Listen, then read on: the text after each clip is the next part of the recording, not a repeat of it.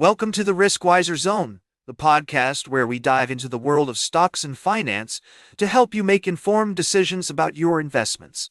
I'm your host, Louis, and I'm excited to share today's top stories with you. We're starting off with a look at the latest developments in the Indian telecom industry, where Vodafone Idea has announced plans to raise up to 20,000 crore rupees through a mix of equity and debt instruments. This move aims to provide the struggling telecom operator with much-needed capital to support its operations, reduce liabilities, and expand its network capability. The fundraising could be carried out in one or more tranches via public offerings, private placements, or a combination of both, and may include instruments such as equity shares, convertible bonds, global depository receipts, American depository receipts, and non-convertible debentures with warrants. The company's board has empowered its capital raising committee to evaluate and decide the most suitable route for the capital infusion. This development comes at a time when Vodafone Idea is facing intense competition from peers Jio and Airtel and is in urgent need of capital to invest in its 5G rollout and network expansion plans. The company reported a consolidated net loss of 7,166.1 crore rupees in the fourth quarter of 2025, which is 6.6% lower than the same quarter last year. However, its revenue from operations grew 3.8% year-over-year to 11,013.5 crore rupees.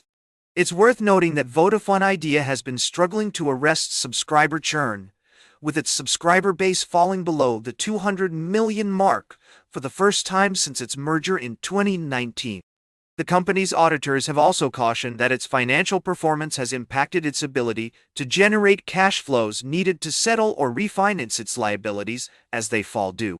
We'll be keeping a close eye on this development and its potential impact on the Indian telecom industry. In the meantime, we'd love to hear from you. What do you think about Vodafone Idea's plans to raise capital? Do you think it will be enough to turn the company around? We'll be right back with more from the world of stocks and finance on the Riskwiser Zone.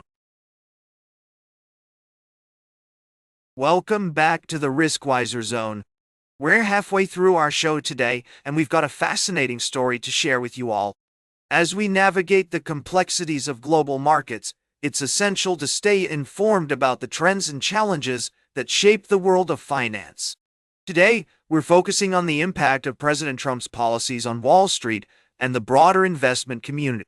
It's no secret that Trump's presidency has been marked by unpredictability, and this has had a significant effect on market volatility. Macro traders in particular have found it challenging to navigate the ever-changing landscape. According to recent reports, macro hedge funds have struggled to keep up with the rapid pace of news and policy changes, resulting in a decline in their performance. The HRX Macro Octa Index is down 4.3% this year, making it the worst start since at least 24. This has led some experts to question the effectiveness of traditional macro forecasting strategies in today's fast-moving environment. On one hand, Trump's policies have created opportunities for growth and investment, particularly in sectors such as infrastructure and energy. On the other hand, his unpredictable nature has led to increased uncertainty, making it difficult for investors to make informed decisions. As we analyze this situation, it's essential to consider multiple perspectives. Some argue that Trump's unorthodox approach to policymaking has been a net positive for the economy, while others claim that it has created unnecessary risks and instability.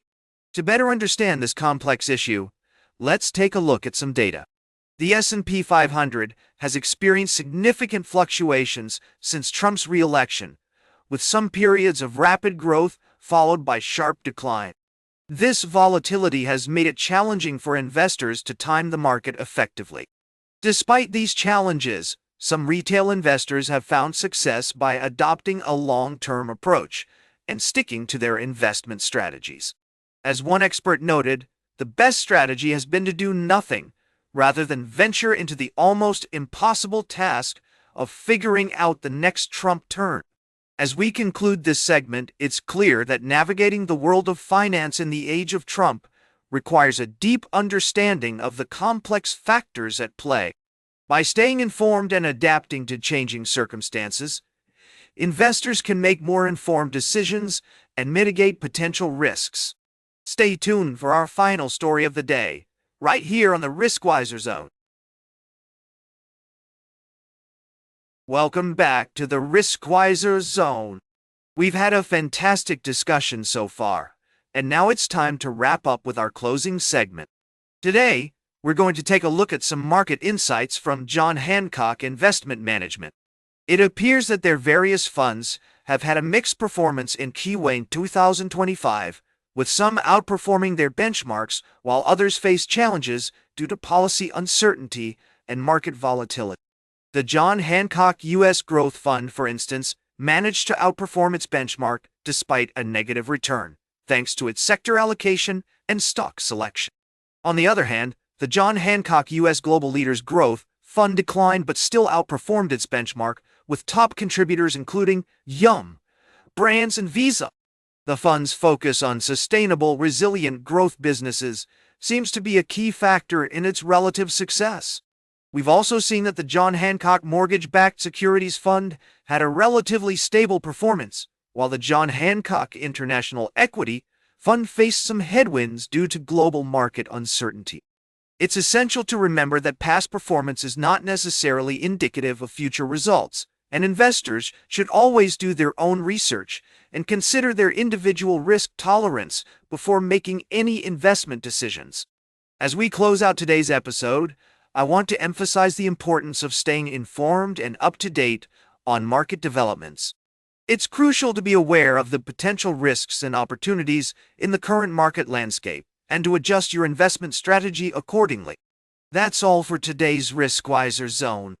Remember to like, share, and subscribe. And until next time, invest with caution.